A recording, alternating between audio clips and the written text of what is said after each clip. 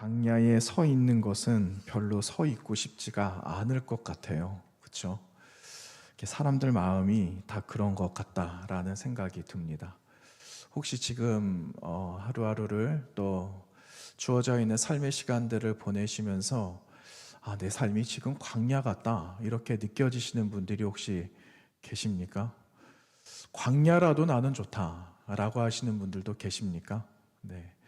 광야 안에 있는 것 자체는 그렇게 썩 좋지는 않지만 또 광야를 걸어가는 중간에도 하나님의 은혜가 임하고 그리고 광야를 다 지나가서 새로운 길에 섰을 때도 또 뒤돌아보니까 또 하나님의 은혜였고 온통 광야는 은혜다라고 해볼 수가 있을 것 같습니다.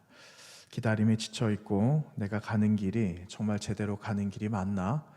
이런 물음표가 찍힐지라도 또 우리가 광야를 걷고 있는다라고 할지라도 하나님은 또 거기서 우리를 만나주시는 놀라운 은총이 있음을 기대하시면서 여러분 주어져 있는 인생의 걸음에서 날마다 승리하시기를 주님의 이름으로 부탁드립니다.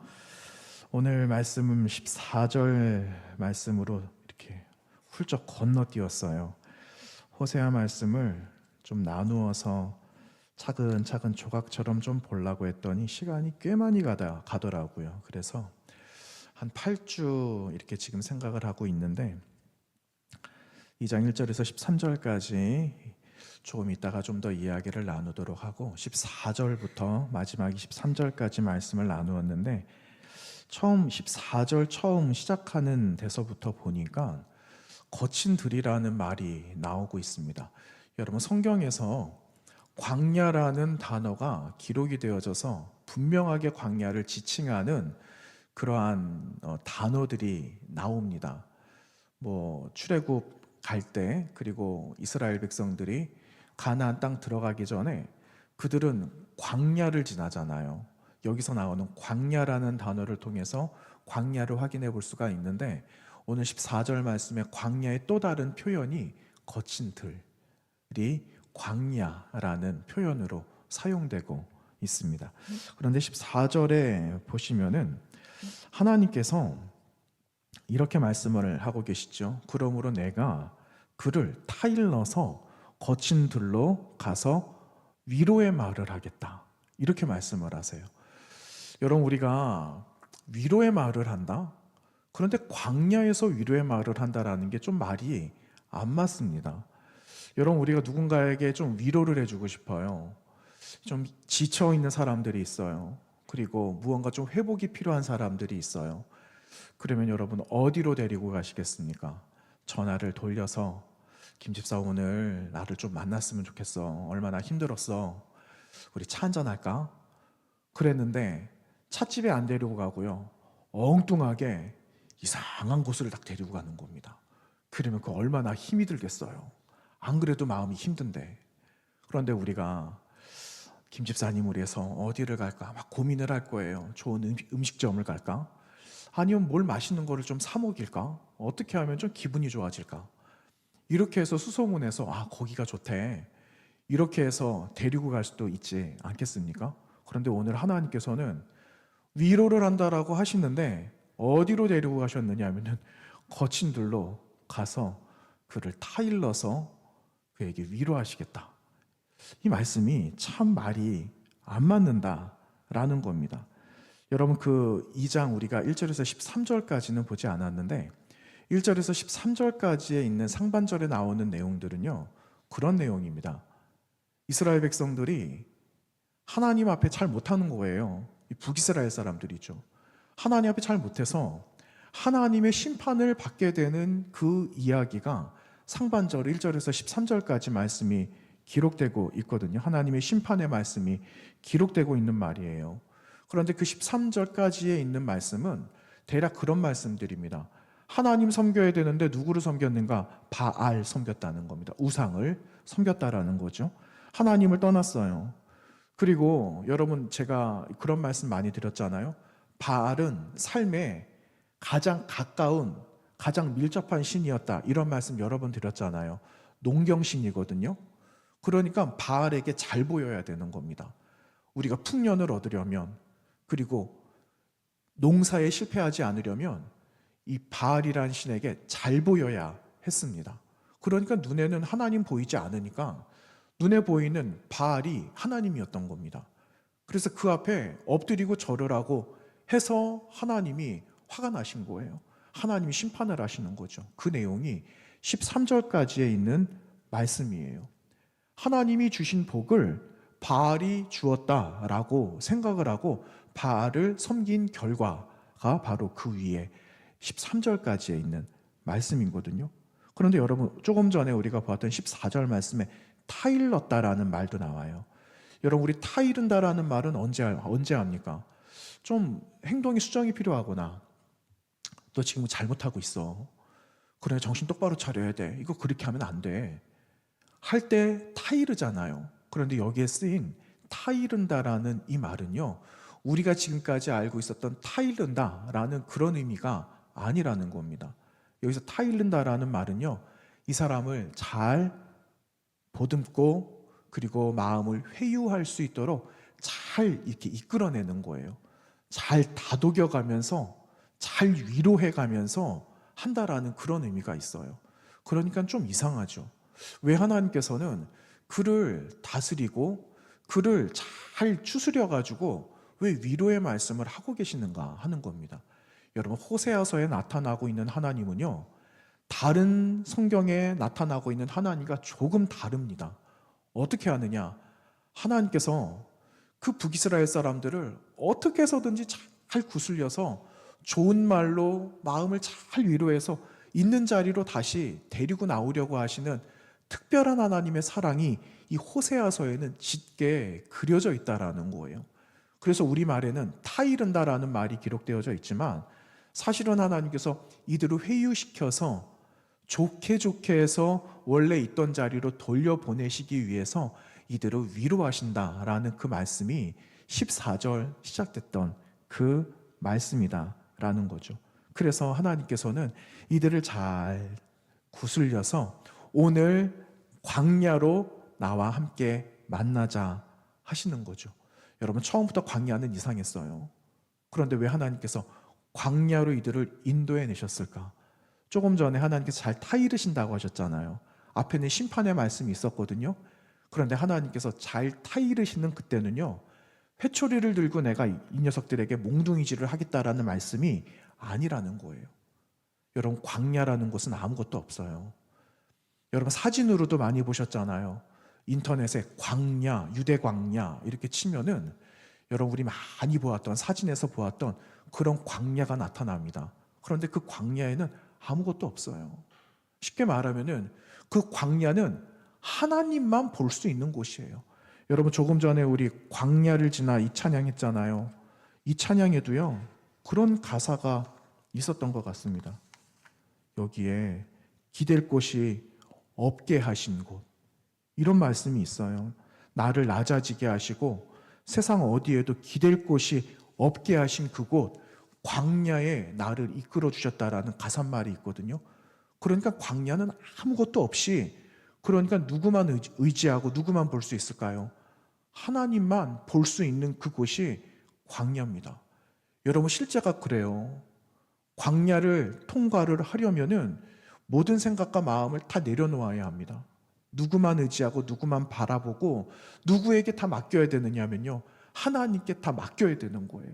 하나님, 저는 아무것도 할 수가 없어요. 내 힘으로 끝까지 버티면은요, 광야를 못 벗어납니다. 여러분, 새벽에 그런 말씀 제가 드렸습니까? 새벽이 아니라 그 사막 지날 때 내 온몸에 힘이 들어져 있으면은요, 절대 못 가요. 여러분, 좋은 SUV 4륜구동 차가 있다라고 생각해 보세요. 그 차를 사막 한가운데 갖다 놓으면은 여러분, 그 차가 빠져나올 수 있을까요? 절대로 못 빠져나옵니다. 아무리 수억이 되는 스포츠카를 거기다가 갖다 놔도요, 사막에서 나올 수가 없어요. 사막에서 유일하게 나올 수 있는 차는요, 바퀴에 바람이 다 빠진 차가 나올 수 있는 겁니다. 그러니까 광야를 지난다라는 건 나의 고집도 내려놔야 돼요. 나의 생각도 내려놔야 돼요. 내 노하우도 내려놔야 돼요. 그리고 온전하게 하나님만 의지할 수 있을 때 비로소 이제 바퀴가 굴러가기 시작하는 겁니다. 바퀴가 구르고 또 굴러서 어느새 보니까 사막을 다 지나서 이제는 바람을 넣고 출발하면 되는, 그래서 광야는요, 나를 다 내려놓고 하나님만 바라봐야 한다라는 거죠. 여러분, 지금 내 몸에 힘이 많이 들어가 계십니까? 하나님 없어도 나 할 수 있다라고 생각하는 마음들이 있으세요? 우리 절대 그렇게 못해요. 지금은 그렇게 대답할 수 있을지 모르겠습니다. 근데 얼마 못 갑니다. 얼마 못 가요. 여러분, 교회 어떻게 하면 좀 빠질 수 있을까? 그런데 뒤통수가 근질근질하잖아요. 네. 어떻게 하면 한두 주 좀 빠져볼 수 있을까? 오늘부터 내가 교회 안 나간다. 다른 교회 가야지. 그리고 다른 교회 간 적이 있거든요, 제가. 그랬는데 뒤통수가 근질근질한 겁니다. 그래서 한 주 다른 교회 갔는데, 친구 교회 갔는데 예배도 제대로 드리지도 못하고 그 다음 주에 그냥 왔어요. 친구들이 그러더라고요. 야, 너 교회 옮긴다 그랬는데 웬일이냐 이러더라고요. 고등학교 때 그런 적이 있어요. 그랬더니 제가 뭐라고 말할게요? 아무 말도 못했습니다. 아무 말 못하고 다음 주부터 열심히 나올게, 제가 그랬습니다. 그런 거죠. 네, 우리는 단 하루도 진짜 하나님 없이는 살아갈 수가 없어요. 그래서 우리 안에 있는, 내 안에 있는 자아와 그리고 자아로 똘똘 뭉쳐져 있는 힘들을 빼놔야 되는 거예요. 희미하게 자전거의 바퀴 이렇게 돌리면은 바람 씩 하고 빠지잖아요. 그런 것처럼 너무 단단해져 있는 우리의 이 풍선들을 여러분 조금 열어놓으셔야 됩니다. 그래야지 필요할 때 조금 충전하고 또 굴러갈 수 있는 거지, 그냥 빵빵하게 있다가 언젠가는 터져버려요. 그러면은 어떻게 목적지까지 갈 수가 있겠습니까? 비워져내고 또 채울 때 하나님이 나를 또 새롭게 하신다, 가꾸신다라는 것을 우리 또 느끼면서 살아가는 것 아니겠어요? 그래서 여러분, 지금 현재 내가 광야다라고 할지라도 너무 슬퍼하지 마시고 머지않아 슬픔이 기쁨으로 바뀌게 하실 하나님의 은총을 기억하시면서 믿음으로 승리하시기를 바랍니다. 여러분, 오늘 말씀 나눈 15절의 말씀을 보시면 여기에도 참 희한하고 놀라운 말씀이 기록되고 있는데 15절 말씀에 이렇게 기록하고 있어요. 거기는 어디를 말합니까? 광야잖아요. 광야. 거기서, 광야에서 비로소 그의 포도원을 그에게 주고 아골 골짜기로 소망의 문을 삼아 주리니, 이렇게 말씀하고 있습니다. 여러분, 광야의 포도원이 웬 말입니까? 광야의 포도원. 여러분, 포도원을 가꾼다라는 것은요, 땅이 비옥해야 됩니다. 흙이 좋아야 된다라는 말이에요. 그래야지 포도원을 가꿀 수 있거든요. 그런데 이 척박한 이 광야에 포도원을 짓는다라는 것은 말이 안 됩니다. 그런데 여러분, 이게 가능한 이유가 있어요. 이 포도원의 주인이 누구시라고요? 하나님이시다라는 거예요. 포도원의 주인은 하나님, 그리고 포도원을 만드시는 분도 하나님. 그래서 그분이 만드시고 그분이 주인이면 그곳이 아무리 광야 할아버지라도 여러분 아무런 문제가 되지 않는다라는 것을 15절 말씀에서 말씀하고 있는 겁니다. 그래서 여러분, 광야에 길을 내시는 하나님, 그렇죠? 여러분, 광야에 길을 내시잖아요. 광야에서 물이 흐르게도 하시잖아요. 없던 물을 터뜨려 가지고 물을 마시게도 하시고, 먹지 못하는 물을 맛있는 물로 바꾸어 주시기도 하시고, 그 하나님이 없는 길 가운데 그분이 인도하시는 그 모든 길들은요, 사람이 만든 길은 아니라고 할지라도 하나님이 만들어 주신 길로 어디까지 인도하시느냐? 가나안까지 인도하시는 거예요. 우리가 나아가야 될 길까지. 그래서 여러분, 아무리 가능성이 없다라고 그래도 그곳에 하나님이 계시고 인도하시면 아무런 문제가 없다라는 것을 여러분 믿음으로, 그리고 새로운 소망으로 바꾸시면서 하나님 앞으로 달려나가게 되시기를 바랍니다. 여러분, 여기 보니까 오늘 아골골짜기라는 말이 나와요. 여러분이 아골골짜기는 언제 나왔는가 하면은요, 여러분, 그 아골골짜기 하면은 전쟁 가운데 여러분 전리품 아무것도 손대지 마 이랬잖아요. 그랬는데 그거를 취해가지고 전멸당하는 일들이 생겼어요. 그러니까 이 아골골짜기라는 말은요, 이 백성들에게는 굉장히 수치, 아킬레스건 같은 거, 드러내고 싶지 않은 굉장한 부끄러움, 이런 거였습니다. 그런데 하나님께서는 그 아골골짜기 같은 곳에 무엇을 낸다라고 하셨느냐 하면은 포도원. 여러분, 포도는 기쁨이잖아요. 그리고 충만한 기쁨, 이런 걸 의미하거든요. 그러니까 지금 하나님께서는 아골골짜기 그곳에 너희들이 있음으로 인해서, 나와 함께 있음으로 인해서 충만한 기쁨이 다시 회복될 것이다 라는 것을 말씀해 주시고 있는 겁니다. 여러분, 이 호세아서 말씀은 어떤 말씀입니까? 우리가 이미 아는 것처럼 고멜이라는 여인이 있었고, 하나님께서는 호세아를 통해서 사명을 주셔가지고 이 음란한 여인 고멜을 너의 아내로 삼아서 마치 나를 떠난 북이스라엘 사람들이 하나님의 사랑도 모르고 멀리 멀리 도망갔던 거를 이 결혼의 관계, 이 비유를 통해서 내가 너를 얼마나 사랑하는지를 알게 하시는 말씀 아니에요? 그 말씀이잖아요. 그런데 형편없었던 우리의 이 모든 삶을 하나님께서 다시 새 것으로 포도원과 같이 바꾸어 주시겠다라는 그 약속의 말씀을 하고 있는 겁니다. 여러분, 우리는 하나님을 자꾸만 떠납니다. 고멜과 같이, 고멜이 이 자리에 있어야 되는데 자꾸만 도망가잖아요. 그러면은 호세아가 어떻게 합니까? 가서 데려다 놓으면 또 얼마 안 있다가 또 도망갑니다. 그러면은 호세아 또 가가지고 또 데리고 오고, 이 일을 몇 번이나 했겠습니까? 그런데 우리 하나님이 저와 여러분을 그와 같이 사랑하시고 불러다가 데려놓고 도망가면 또 데려다 놓고 그렇게 하셨다라는 거예요. 아주 쓸모없고 형편없었던 이런 그 광야 같은 인생을 하나님이 함께 하시고, 하나님이 지금 이곳에 계시면 우리의 이 척박하고 광야 같은 삶이 포도원으로 바뀐다라는 것을 오늘 이 말씀을 통하여서 우리에게 말씀해 주시고 있는 겁니다. 여러분, 우리가 지나간 주일날 그런 말씀 나누었잖아요. 1장의 마지막 부분을 나눌 때 1장에 그런 이야기 있었다고요. 이스르엘이라는 사람의 이름을 우리가 배웠고요. 로암미와 로루하마의 이름을 우리가 함께 배웠어요. 근데 그 말씀이 오늘 또 나오거든요. 여러분, 이 광야, 척박했던 이 광야, 하나님께서 새롭게 회복시켜 주시는 이 새로운 회복을 다시 한번 오늘 말씀에서도 동일하게 말씀하고 있는 것을 볼 수가 있어요. 아무것도 없는 것처럼, 그리고 손댈 수도 없을 만큼 그냥 무자비하고 완전하게 그냥 다 무너져 내린 것 같은 너희들의 이 모든 형편을 내가 포도원, 그곳에서 함께 열매를 거두고 함께 기뻐할 수 있는 삶이 될 수 있도록 내가 너를 그렇게 변화시켜 주겠다라는 약속의 말씀을 오늘 우리에게 해주시고 계신다라는 거죠. 여러분, 또 오늘 말씀에 16절에 그런 말씀이 있습니다.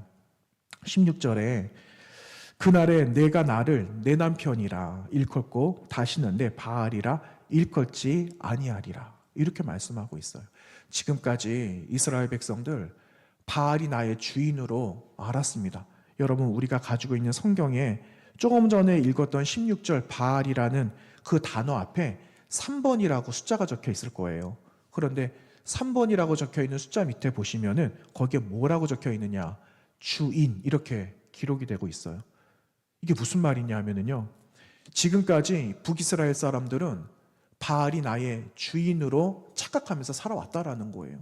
그런데 하나님께서 말씀하시기를 너희가 생각했던 그 바알이 너희들의 주인이 아니라 내가 너희들의 주인인데, 내가 너희들에게 주인이 되기보다는 내가 너희들에게 먼저 되어지고 싶은 것이 있어. 그건 바로 내가 너희들의 남편이 되고 싶은 거야 라고 16절에 말씀하고 있습니다. 여러분, 16절에 남편이라고 나와 있잖아요. 남편이라는 이 말은 히브리 말로 이시, 이렇게 말합니다. 이시. 예. 이시라는 말을 여러분 혹시 들어보셨습니까? 처음 들어보세요? 그 CCM 노래 가운데 이시가 이시아에게, 이런 찬양이 있습니다. 네. 그런 찬양이 있어요. 그래서 야, 잘 줬다, 저 그 생각을 했거든요. 근데 이시라는 말이 남편이란 말이에요. 여러분, 남편과 아내가 가까울까요? 아니면은 아내와 주인이 가까울까요? 주종 관계가 가깝겠습니까?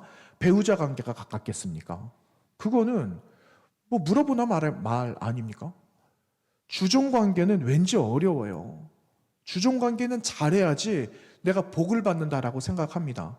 그런데 배우자, 남편과 아내가 되었는데 뭐 잘 보일 게 뭐가 있겠습니까? 내가 좀 실수해도 아이고 하면서 그냥 혀를 끌끌끌끌 차겠죠. 그러면서 괜찮아. 이렇게 하겠죠. 그런데 주종관계 속에서 내가 잘하지 못한다. 그러면 어떻게 되는가? 그냥 낙인이 찍혀버리는 거예요. 자격이 그냥 박탈되고 마는 거죠. 굉장히 힘든 관계라는 거예요. 여러분, 이스라엘이 북이스라엘 사람들이 바알에게 잘 보이려고 얼마나 피곤했겠어요. 그런데 너희들이 이제는 그렇게 하지 마. 내가 있잖아. 너희들이 생각했던 이 바알, 너희들이 주인으로 생각했던 바알을 너희들의 주인으로 여기지 말고 이제는 누구를 주인으로 여기되 누구로 남편을 삼아야 되는가 하면은 하나님으로 너희들의 남편을 삼아서 하나님이 주시는 그런 깊고 그리고 돈독한 관계 속에서 너희들이 원하는 것들을 누리면서 살아갔으면 좋겠어 하는 것이 오늘 우리에게 말씀해 주시는 그런 하나님의 말씀입니다. 여러분, 오늘 호세아와 이 고멜과의 관계, 조금 전에도 제가 말씀드렸잖아요. 호세아와 고멜과의 관계를 보면은 그냥 어떻게 할 바를 몰랐을 거예요, 호세아가. 아니, 데려다 놓으면 또 도망가는 저 여인을 어떻게 해야 될 바를 알지 못했을 겁니다. 그런데 하나님께서 그러시잖아요. 가서 또 데리고 오고 끝까지 기다려봐. 끝까지 기다려봐. 여러분, 고멜이란 여인이 회복이 됐을까요? 안 됐을까요? 다 회복이 되는 거죠. 그런데 그의 노력으로 된 게 아니라는 겁니다. 고멜이라는 여인의 노력으로 된 게 아니라 끝까지 열렬히 사모하고 끝까지 쫓아가서 데리고 오고 있어야 되는 자리에 앉혀다 놓은 호세아 때문에 고멜이란 여인이 은혜를 아는 사람이 될 수 있었던 겁니다. 여러분, 그런 것 아니겠어요? 우리가 자꾸 도망가니까 하나님께서 그냥 놔두시던가요? 여러분, 끝까지 추격하시잖아요. 그런 경험들이 얼마나 많으세요? 그렇죠? 실망한 게 많아요. 신앙생활하면서 실망한 것들도 있고 사람들 사이의 관계 속에 실망한 것들도 많이 있고 세상에 많은 일들은 하고 있는데 하는 것마다 실패가 되고 원망을 하나님 앞에 하고 있을 때가 얼마나 많아요. 그래서 안 하겠다, 그만두겠다, 내려놓겠다 했는데 하나님께서 끝까지 와서 달래주고 가지 말고 여기 와라. 또 끌어다 놓고 해서 우리가 오늘까지 여기 온 것 아니겠습니까? 우리가 한 게 뭐가 있습니까? 우리가 온 거 아무것도 없죠. 안 오려고 발버둥 치기는 잘했죠. 억지로 끌려온 거는 우리가 한 거 맞을 겁니다. 그런데 억지로 끌려와도 하나님께서 우리에게 얼마나 위로를 많이 해주셨어요. 그렇죠. 네. 그래서 그 은혜를 여러분 잊지 않고 살아가는 겁니다. 오늘 이 자리에 있는 것이 다행이고 이 자리에서 말씀을 듣고 있는 것도 다행이고 또 내가 누군가에게 나에게 주신 은혜를 또 나누게 하시는 것도 진짜 그것도 다행이고 모든 것이 그냥 다 다행인 것 같아요. 그렇죠? 여러분, 우리가 신앙생활을 하지 않는다라고 한번 생각해 보세요. 하나님을 모르고 살아간다라고 한번 생각해 보세요. 그런 생각 한번 해보셨습니까? 저는 그런 생각 안 해봤어요. 그런데 진짜 내가 하나님을 알지 못하고 그냥 내가 내 마음대로 살아가다가 그냥 인생을 마친다 라면은 그 무슨 의미가 있을까? 라는 생각이 그냥 잠깐 듭니다. 그런데 여러분, 우리는 하나님을 알고 말씀 속에 깨닫게 하시는 바가 있고 은혜를 주시고 거기서 또 생각하게 하시는 바가 있으니까 무언가 그냥 가만히 있으면 안 되겠다라는 그런 마음들이 있잖아요. 여러분, 그 마음을 누가 주시는 걸까요? 옆집에 누가 어떤 아저씨가 주는 걸까요? 그런 거 아니잖아요. 하나님께서 그 마음을 우리에게 주시는 거거든요. 그래서 그 마음으로 우리는 또 무언가를 할 수 있는 것 아니겠어요? 그것이 은혜 받은 자, 은혜대로 살아가는 것 아닐까라는 생각이 들어요. 여러분, 룻기서 말씀 계속 나누고 있잖아요. 그런데 정말 오늘 호세아 말씀도 그렇지만 룻기서에서 계속 말씀을 나누고 우리에게 들려주고 계시고 도전하고 계시는 말씀은 은혜를 계속해서 순환하게 하시는 것, 그리고 나도 그 은혜의 혜택자가 되어져 가고 있다라는 것, 내가 그 은혜를 알고 내가 그 은혜를 함께 베풀어 갈 때 누군가도 수혜자가 되어져 가고 있다라는 거. 아는 사람이 있지만 모르는 사람도 있지만, 아는 사람은 그것이 은혜라는 걸 깨달았을 때 또 나도 이렇게 살아가서는 안 되겠다라는 것으로 또 살아가지 않아요. 그래서 주일날에도 말씀드렸지만 은혜는 계속해서 반복이 된다라는 거예요. 그래서 여러분이 흘려보내야 되는 거예요. 오늘 있게 하신 하나님의 은혜도 기억하고, 그리고 이 자리에 또 하나님 주시는 생각을 가지고 또 나는 무엇을 흘리면서 살아갈까라는 것을 다시 한번 깨달아 보기도 해야 되고, 그래서 여러분 하나님을 열렬히 사랑하시고 사모하시고 또 이 자리에 있게 하신 하나님의 손길에 여러분 감동하시면서 살아가게 되시기를 바랍니다. 여러분 오늘 말씀의 제목이 뭐였습니까?